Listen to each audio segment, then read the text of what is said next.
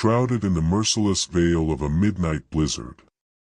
Alastair MacLeod clawed through the snow-drifted pines, his breath ragged plumes against the howling gale, as the spectral child, impossibly resilient, grinning with otherworldly malice, leapt upon his back once more, nails raking like icy daggers into his flesh.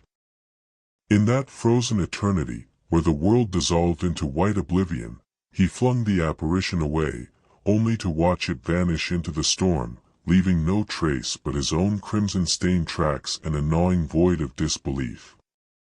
If this visceral clash of the mundane and the monstrous has your pulse thundering, dive deeper now, subscribe and uncover the harrowing truths that await, for they will chill you to your core and redefine the silence of the snow.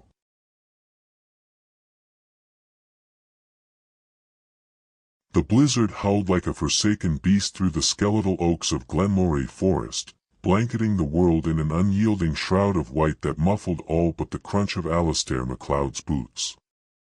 He had ventured out from his isolated cottage on the edge of the Scottish moors, drawn by that inexplicable pull, the serene whisper of falling snow that promised escape from the ghosts of his past. At 23, with his tousled auburn hair dusted in frost and his piercing blue eyes scanning the horizon, Alastair carried the weight of a scholar's mind and a heart scarred by the untimely loss of his younger brother, Ewan, to a winter fever years ago. Tonight, the storm felt like a bomb, its purity erasing the mundane aches of his solitary life as a cartographer mapping forgotten highland trails. Yet, as he delved deeper, the peace fractured. A faint, childlike giggle pierced the gale, not from the wind's deceit but from somewhere amid the trees. Impossible, for no soul would brave this fury. Alastair froze, his breath catching, the sound curling around him like smoke. Was it memory playing tricks, or something more sinister lurking in the drifts? He shook it off, attributing it to fatigue from poring over ancient maps by candlelight, but the giggle echoed again, closer, laced with an unnatural glee that sent a shiver unrelated to the cold racing down his spine. Pushing onward, he aimed for a familiar clearing where the snow always gathered like a pristine canvas, untouched and inviting. The flakes danced in the beam of his lantern, casting ethereal shadows that seemed to shift just beyond sight. His mind wandered to Ewan's final days, the boy's fevered pleas echoing in his ears, a wound that time had scabbed but never healed. Why did the snow always stir these remnants? Alastair quickened his pace, the forest closing in, branches clawing at his woolen coat like skeletal fingers. Then, the voice returned, clearer now, a boy's call, over here. It wasn't Ewan's, too vibrant, too mocking. Alastair whirled, lantern swinging, illuminating nothing but swirling white. His heart pounded, a mix of intrigue and unease bubbling up. What child could be out here, alone in this tempest?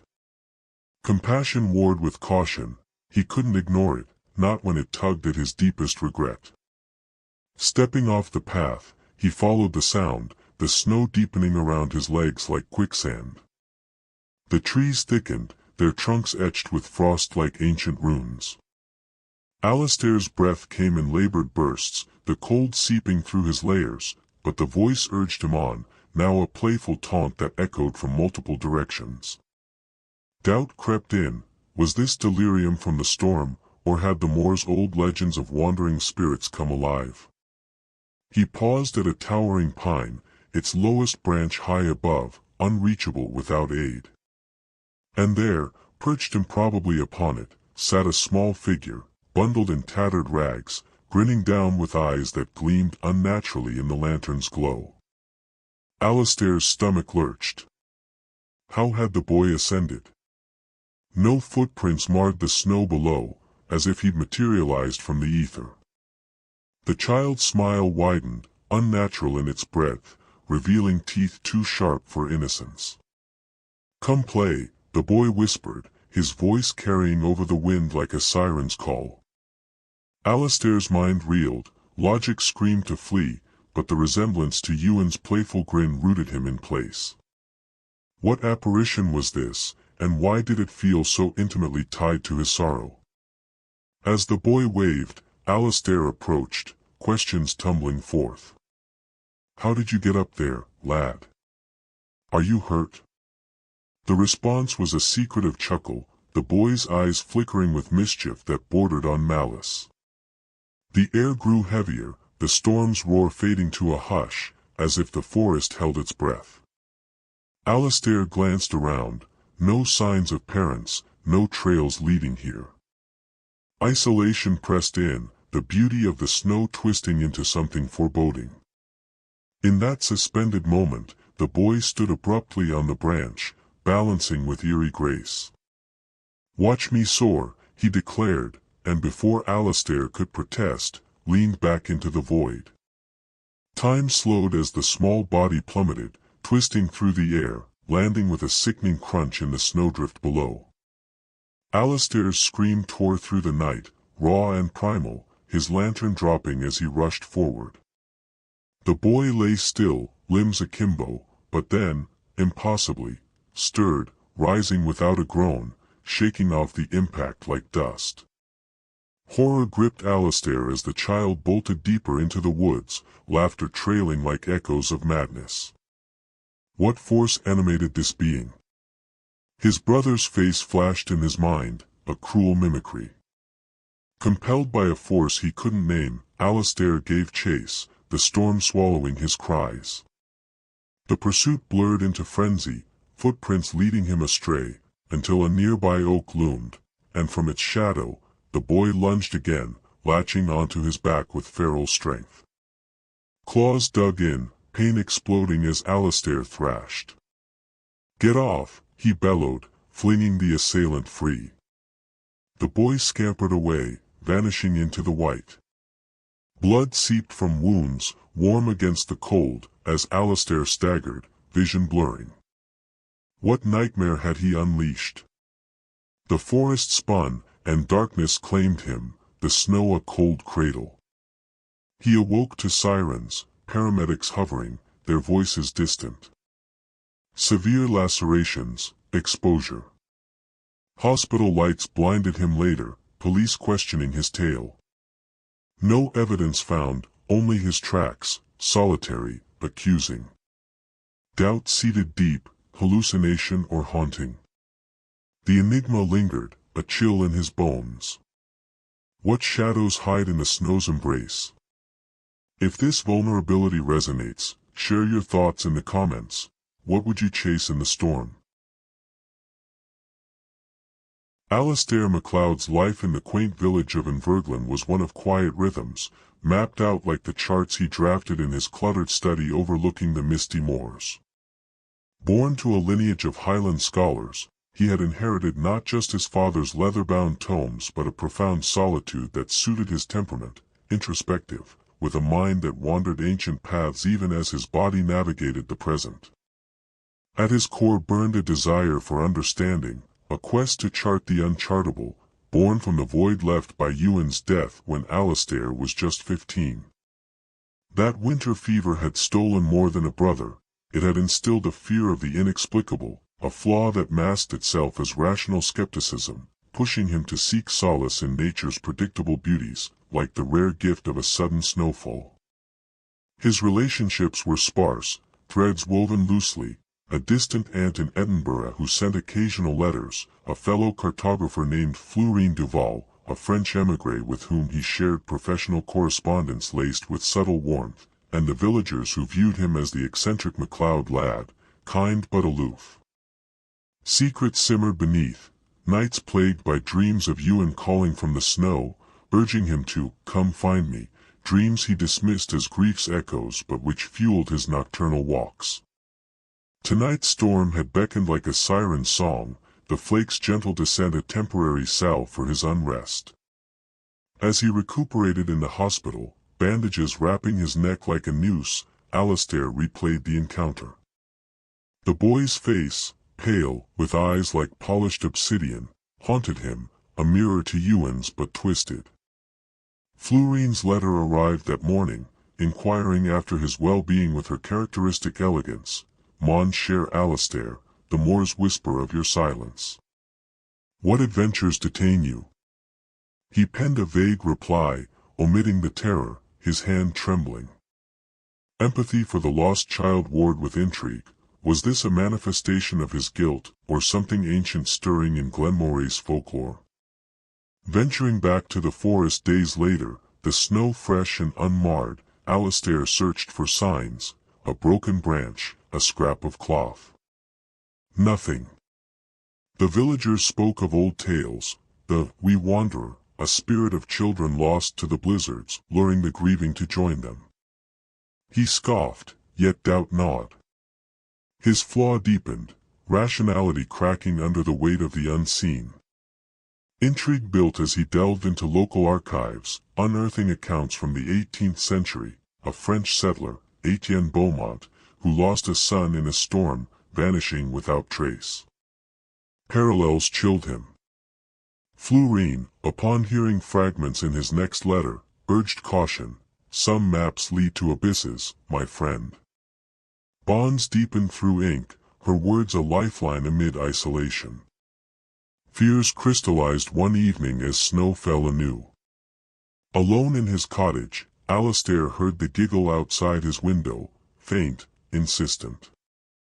Peering out, he saw nothing, but the glass fogged with breath not his own.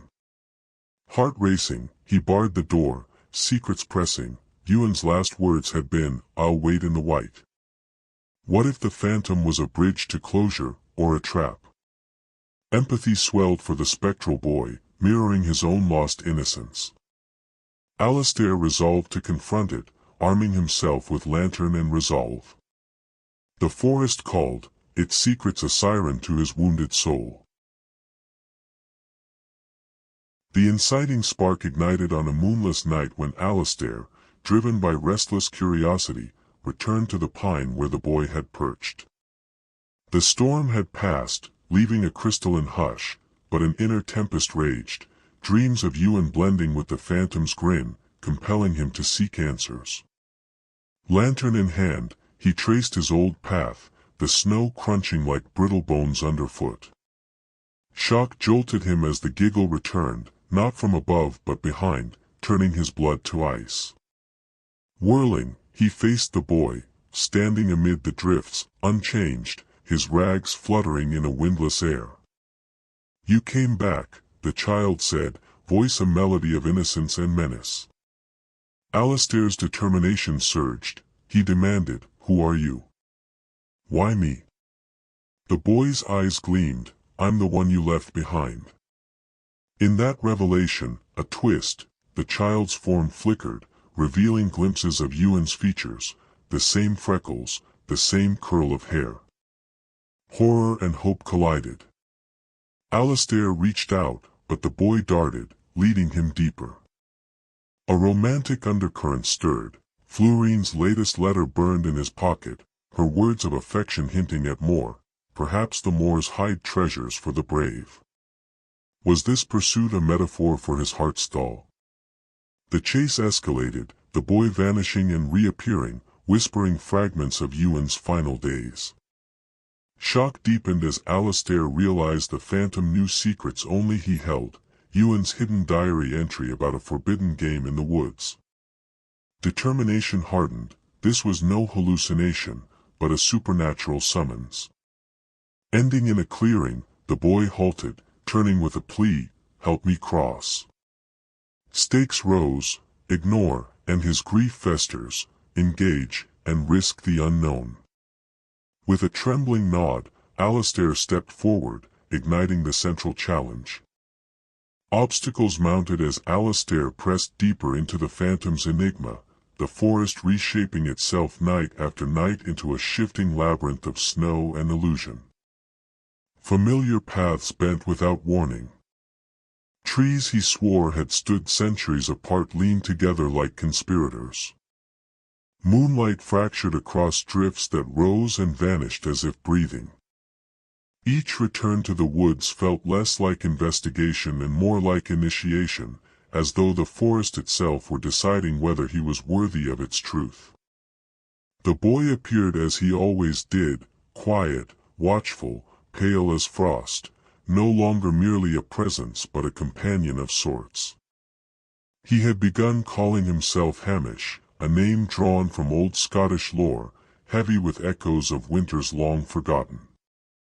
Hamish spoke in fragments, never directly, offering glimpses rather than answers. He described winters that never thawed, villages swallowed by snow, and souls who wandered endlessly because no one remembered their names. His stories carried a strange intimacy, as though he were confessing rather than narrating. Alastair listened more than he spoke. He could not ignore the way Hamish's tales mirrored his own guilt, the weight of unfinished promises and people left behind. There was something familiar in the boy's sadness, something that tugged at memories Alastair had carefully sealed away. Against his will, empathy crept in, softening fear into something more complex. The phantom was no longer just an obstacle, he was a wound given form. Red herrings multiplied as the village's unease bled into Alastair's search. One elder warned him in a hushed voice that the forest was cursed ground, a place where grief took root and fed on the living. Another insisted the boy was a trickster spirit, luring wanderers to their end.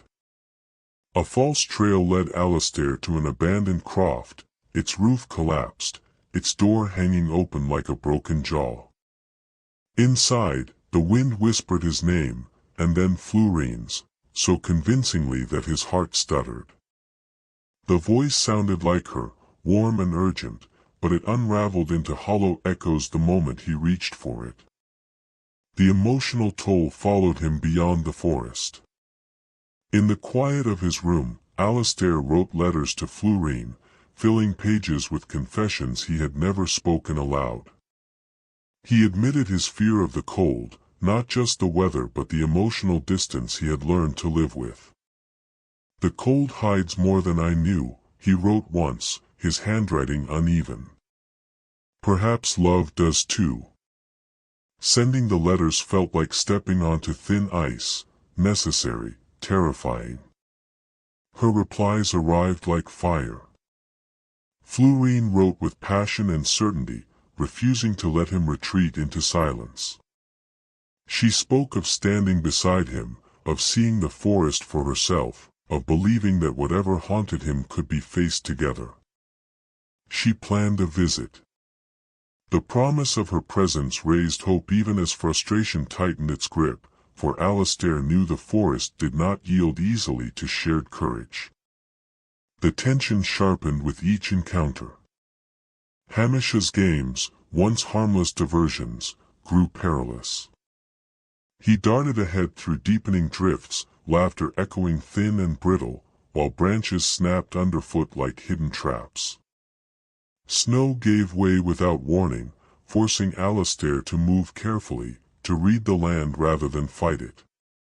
More than once, Hamish stopped him just short of danger, his expression unreadable, as if testing whether fear or trust would guide the next step.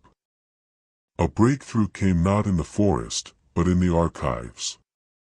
Buried among brittle records, Alastair discovered Beaumont's journal, its pages yellowed and dense with meticulous script. Beaumont had written of a ritual, ancient, precise, that could free spirits bound by unresolved grief. But the cost was steep. The living participant would be forced to confront their own deepest regret, risking being claimed by the very forces they sought to undo. The journal did not shy away from consequence.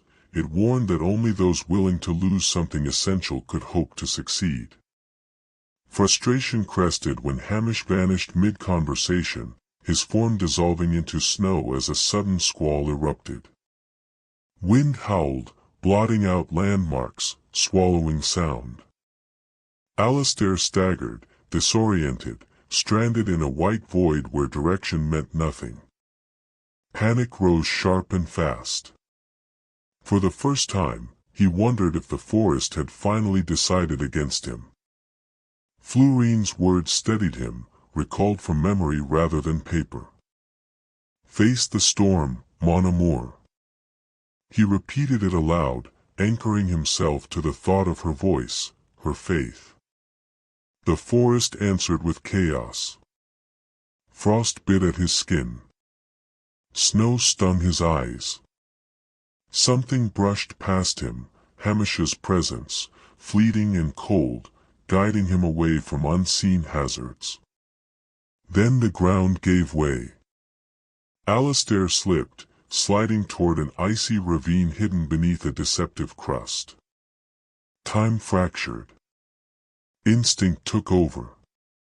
He clawed for purchase, muscles screaming, heart hammering as the abyss yawned below. He survived not through strength alone, but through surrender, letting the fear pass, finding stillness long enough to move. When he hauled himself back onto solid ground, shaking and breathless, the forest felt different. Quieter. Watching. Hamish stood nearby, no longer playful, no longer distant. There was something like concern in his gaze. Trust, fragile and tentative, settled between them. Fear had not vanished, but it had changed shape, tempered by understanding. Alastair rose unsteadily, aware that the enigma was far from solved. Yet he felt altered, strengthened by the ordeal. The forest no longer seemed solely an adversary. It was a mirror, reflecting grief, courage, and the cost of redemption. And as snow continued to fall, soft and relentless, Alastair knew that the path forward would demand everything he had left, but for the first time, he believed it might also give something back. The game-changer erupted in the heart of Glenmora's ancient grove, a place the locals avoided even in daylight. The trees there were older than memory, their trunks twisted into solemn arches, their roots clawing through the earth like the fingers of buried giants. Snow lay undisturbed beneath their canopy, preserved in a hush so complete it felt ceremonial. Alastair arrived at dawn, guided by Hamish's cryptic clues, each step carrying the weight of revelation he could no longer postpone. At the grove's center stood a ring of standing stones, their surfaces etched with symbols worn smooth by centuries of weather and witness. Hamish waited there, pale against the dark bark, eyes reflecting a depth that no child's gaze should hold. He gestured silently toward the base of the largest stone. Alastair knelt, brushing away frost with numb fingers, until metal glinted beneath the ice. The locket came free with a sound like a breath being released. It was frozen solid, its surface rhymed with ancient cold, yet unmistakably crafted by human hands. On its face was an inscription that made Alastair's pulse stutter, Ewan's birthdate, carved in a script that twisted upon itself, symbols bending in ways that defied time and logic. Beaumont's artifact. Proof that the past had never stayed buried, only waiting. Everything Alastair believed shattered in that moment. Hamish did not retreat when Alastair turned on him, locket clenched tight. Instead, the boy straightened, his form seeming to blur at the edges, as though the grove itself were struggling to hold him in one shape. His voice, when it came, carried layers, young and ancient, gentle and vast. "I am not Ewan," Hamish said softly. "Nor am I his ghost." The truth unfolded like a slow wound. Hamish was a conduit, a timeless entity bound to places where grief had never been resolved. He did not belong to one era, one loss, or one soul. He existed in the spaces where sorrow lingered too long, drawing together those whose pain resonated across generations. Beaumont had been one. Alastair was another. "I was drawn to you," Hamish continued, "because you carry grief the way Beaumont did. Silent. Buried. Untouched." The word struck deeper than accusation. Alastair felt the familiar instinct to deflect, to rationalize, to retreat behind intellect, but the grove offered no refuge. The air itself seemed to press inward, demanding honesty. His voice broke when he finally spoke. "I learned to survive by swallowing pain," he admitted. "I told myself it was strength. That if I didn't feel it, it couldn't undo me." The confession loosened something he had kept locked for years. In response, Hamish stepped closer, the cold around him shifting, softening. When he reached out, the contact was not ghostly as Alastair had expected. It was achingly real, frost and warmth intertwined, a spectral embrace that pulsed with shared memory. For an instant, Alastair felt the echo of Ewan's laughter, Beaumont's desperation, and his own unspoken grief braided together. The intimacy terrified him. The stakes revealed themselves with merciless clarity. To free Hamish, to break the binding that trapped grief across time, Alastair would have to relive Ewan's death fully, without barriers, without suppression. He would have to step into the moment he had fled in every way but physically. The journal had warned of the cost. Madness was not a metaphor. Many who attempted the ritual lost themselves to the weight of remembered pain. Then came the betrayal. Hamish lowered his gaze. "I manipulated the visions," he admitted. "Not to harm you. To test you. To see if you would turn away when truth became unbearable." The words cut sharper than the cold. Alastair staggered back, fury and hurt colliding. Every false trail, every whispered deception, every moment of engineered fear now carried a different meaning. Trust fractured, but it did not fully break. Somewhere beneath the anger, Alastair recognized the grim logic of Hamish's actions. This was not cruelty. It was selection. Before he could respond, footsteps crunched through the snow. Florine emerged from the trees, cheeks flushed from the cold, eyes blazing with determination. Her presence felt unreal at first, a vision born of exhaustion, but when she reached him, gripping his coat as though to anchor him to the world, the truth settled in. She was here. "I've crossed oceans for your truths," she whispered, voice trembling but fierce. The grove seemed to hold its breath as Alastair cupped her face, snow melting beneath his gloves. Their kiss was not gentle, it was defiant, a flame sparked against the surrounding frost. It carried fear, relief, longing, and a promise neither had dared articulate before this moment. Florine's warmth grounded him, reminding him that he did not stand alone on the edge of ruin. She listened as he explained, Hamish, Beaumont, the ritual, the cost. When he finished, silence stretched between them, broken only by the whisper of snow falling from branches above. "You don't have to do this," she said quietly. "I do," Alastair replied, the certainty surprising even him. The choice loomed with brutal clarity. To proceed meant risking everything, his sanity, Florine's future, the fragile balance Hamish represented. To turn away meant condemning the entity to eternal bondage and leaving Ewan's death unresolved, a wound that would never stop bleeding. Alastair looked at the frozen locket, at the impossible script, at the ancient stones that had witnessed centuries of grief and longing. He felt fear, yes, but beneath it, something stronger. Resolve, sharpened by love and loss alike. He stepped forward.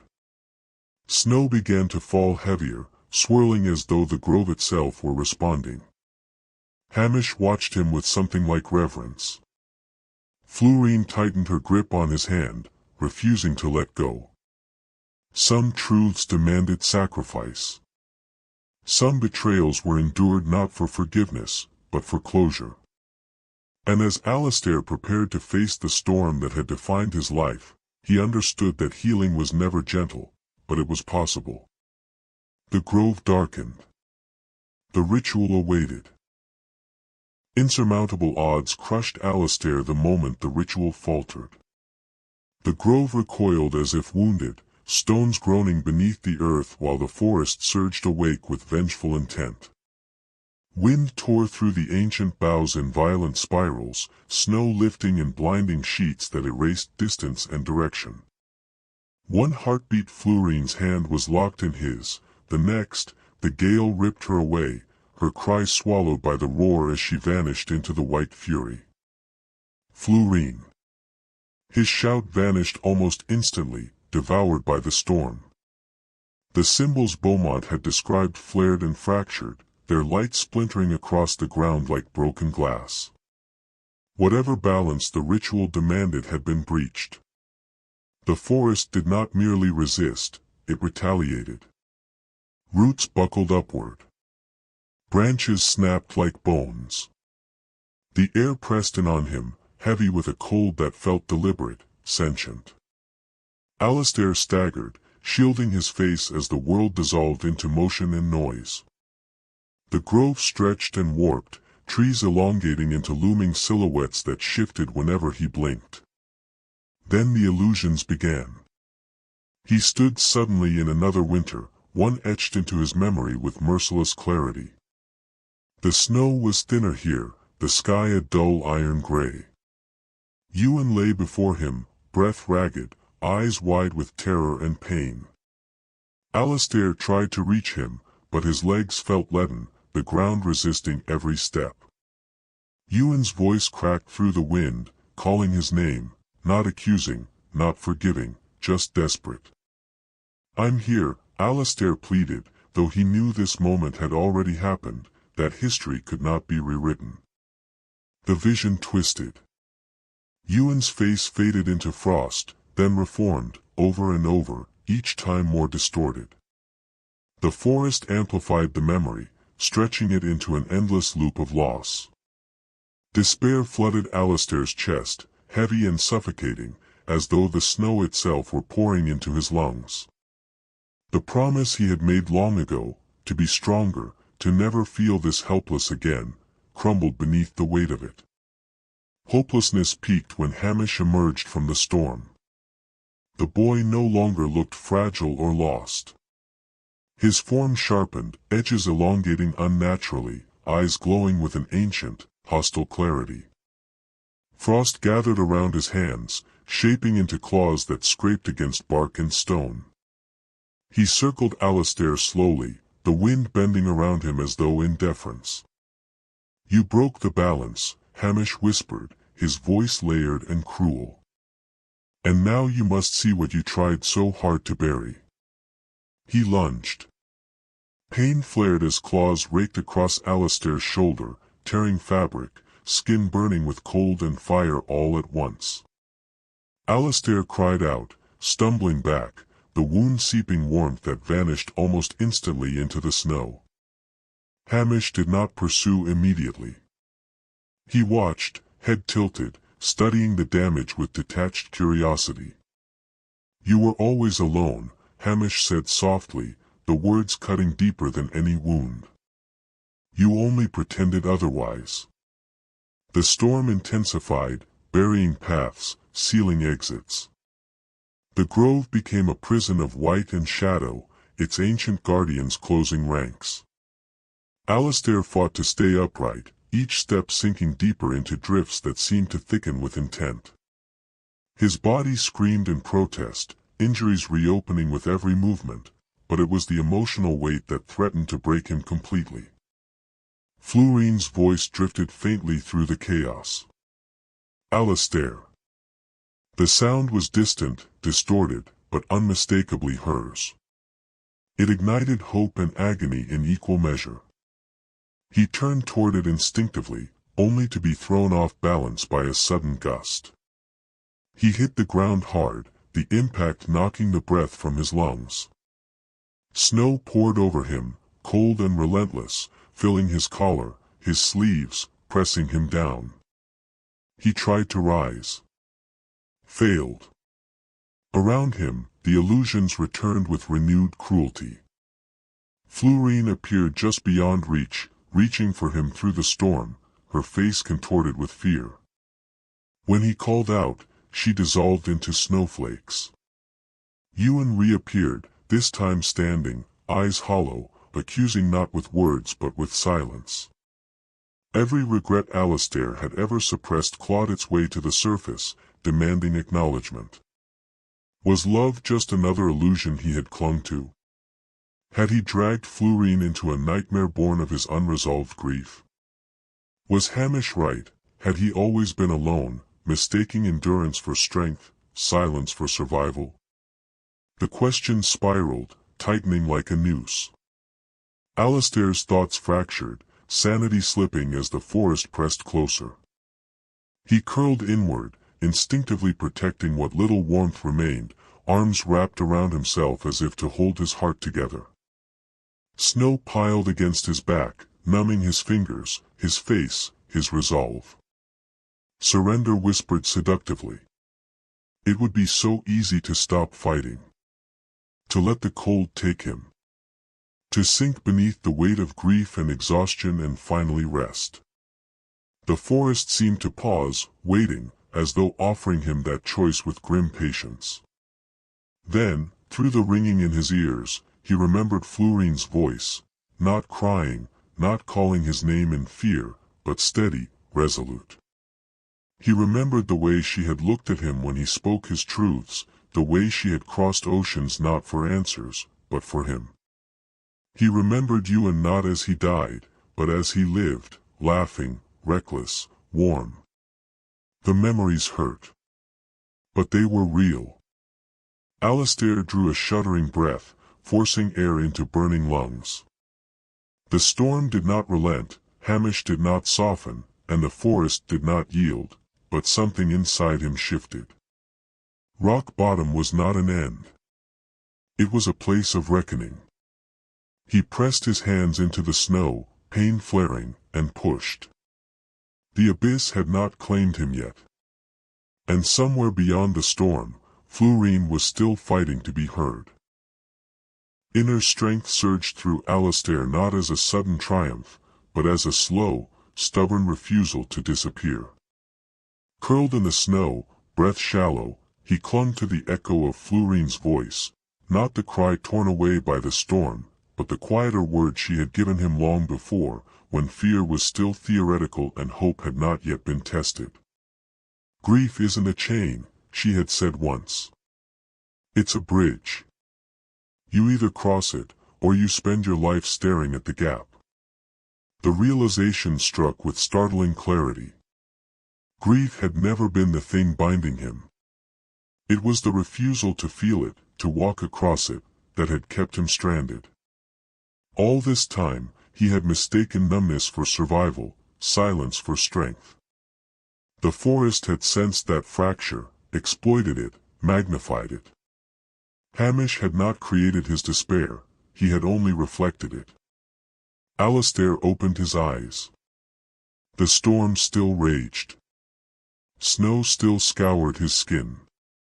Pain still pulsed through his shoulder where Hamish's claws had torn him open. But the weight pressing him into surrender loosened, just enough for resolve to take root. He pushed himself upright, muscles screaming, blood seeping warm before freezing against his coat. "I'm still here," he whispered, not to the forest, but to himself. He rose unsteadily, orienting not by sight but by instinct. The illusions continued to claw at him, Ewan's face flickering between boy and frost, Florine's silhouette appearing and dissolving. This time, he did not chase them. He let them pass through him like snow through branches. They hurt, but they did not own him. Closing his eyes, Alastair reached inward, toward the place where grief lived unguarded. He did not flinch away. He remembered Ewan fully, his warmth, his recklessness, his life, not just his death. The memory burned, but it also steadied him. Love, he realized, did not end with loss. It transformed.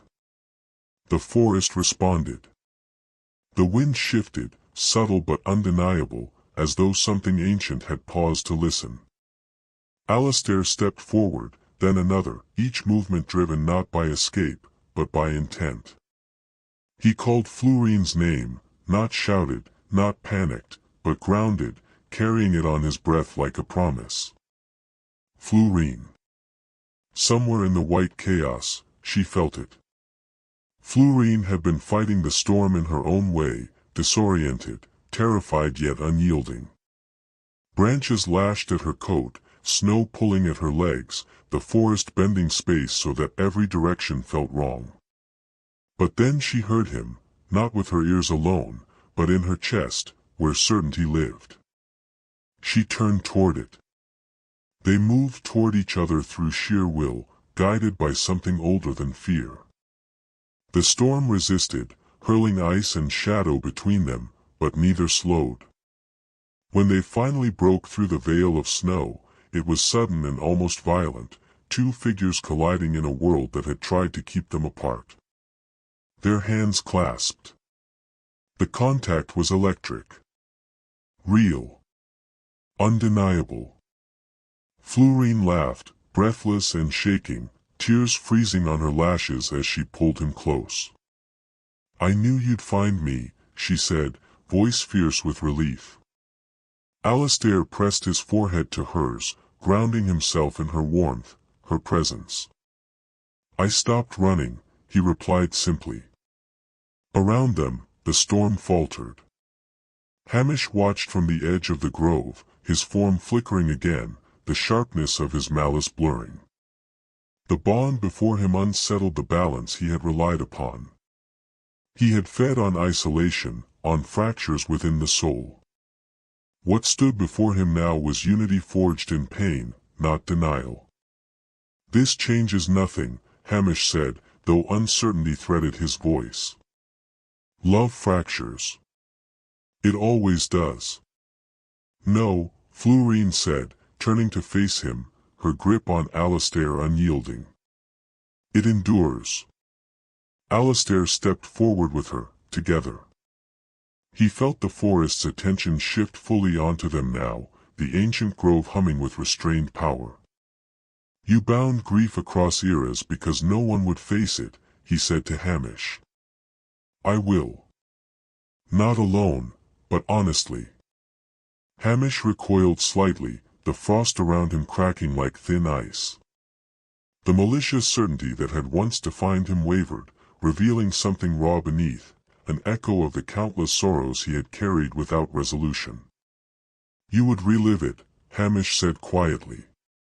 "Knowing what it costs." Alastair nodded. "Yes."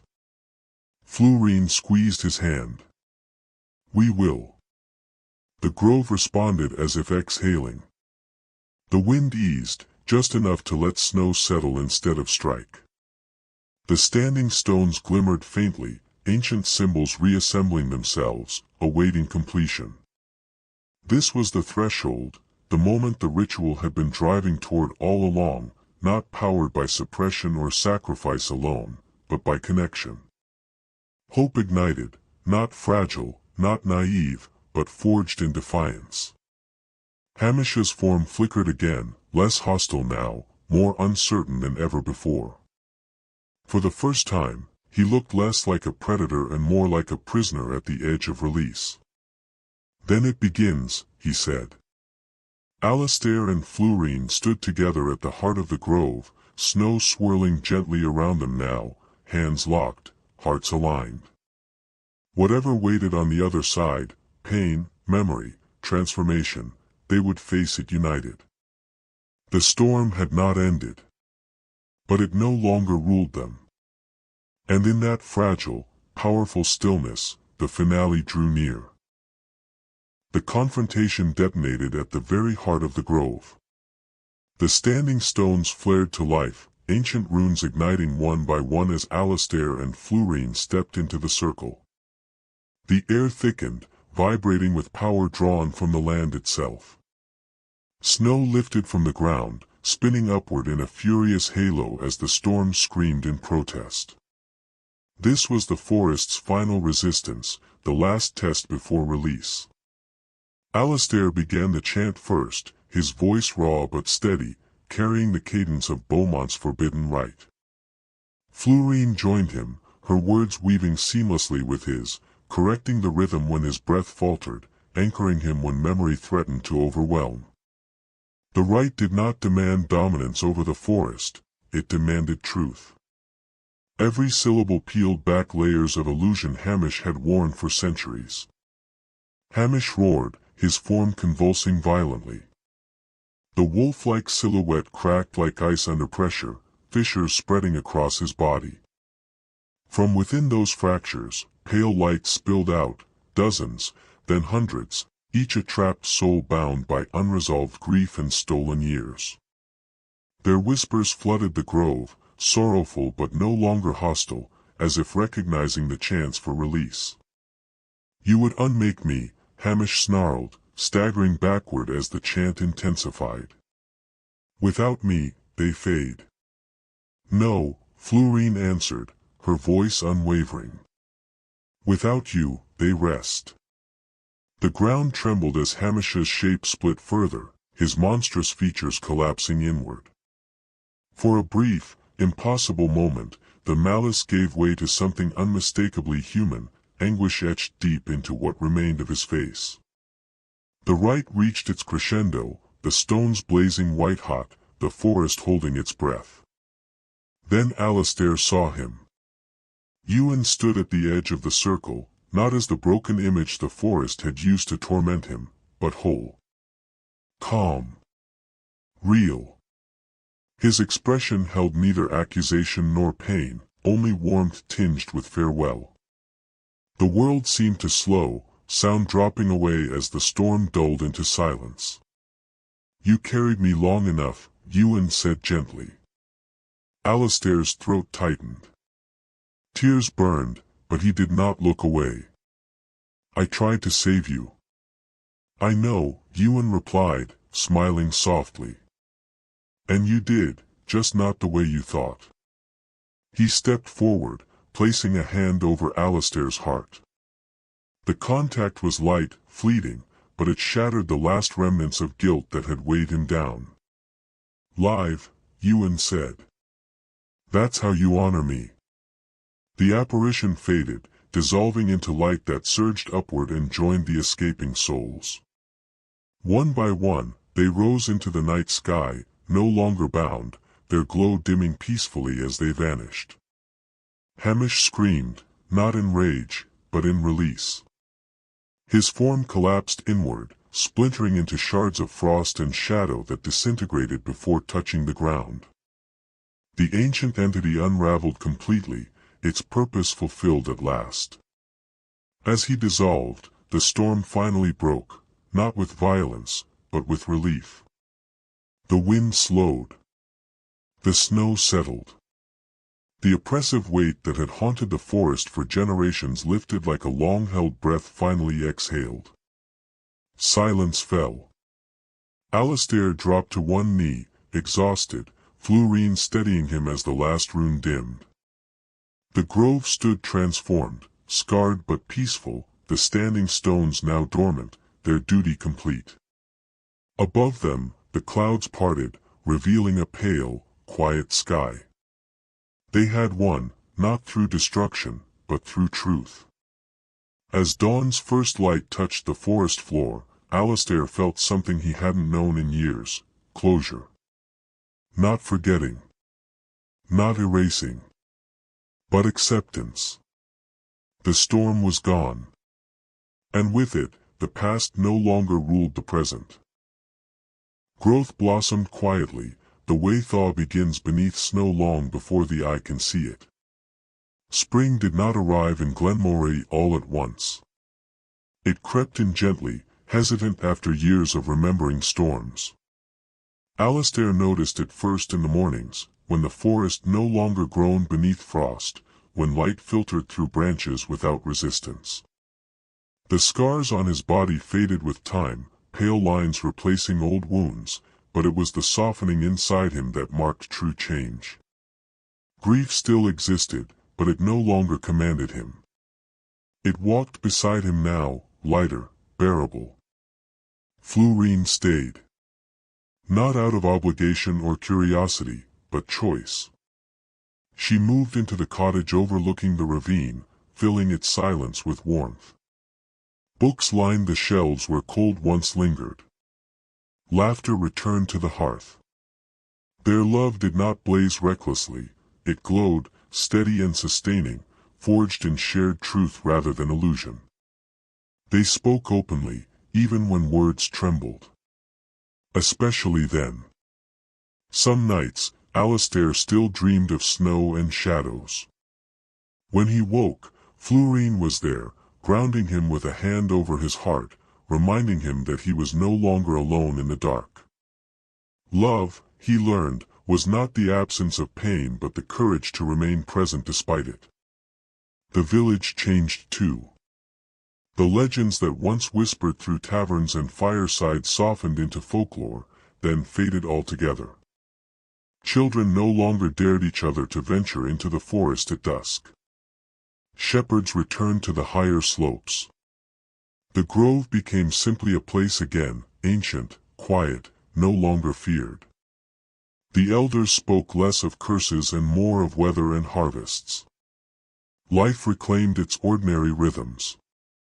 In the archives, Beaumont's journal was no longer hidden.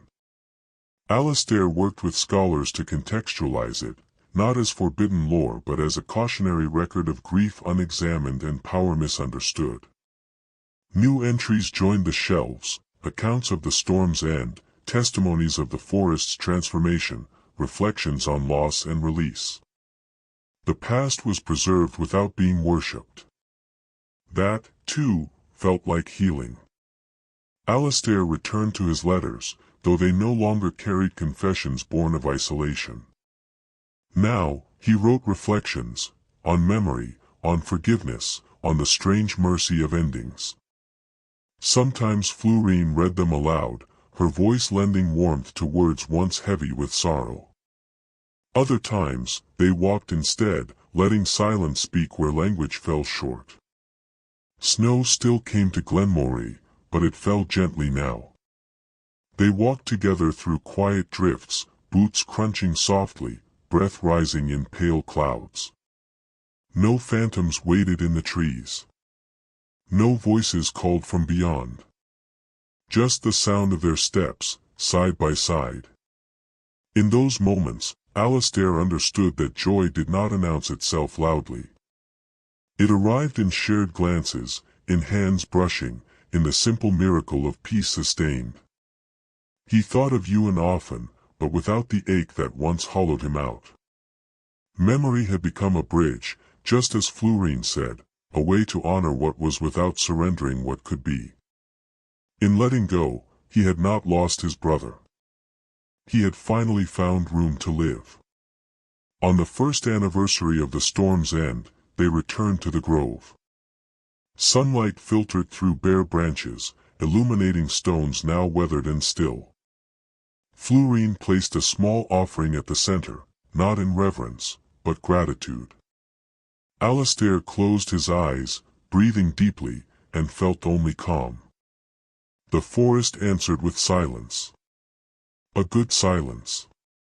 As they walked home, snow beginning to fall once more, Alastair realized that fulfillment did not come from conquering darkness, but from choosing light again and again, even when shadows lingered at the edge of memory.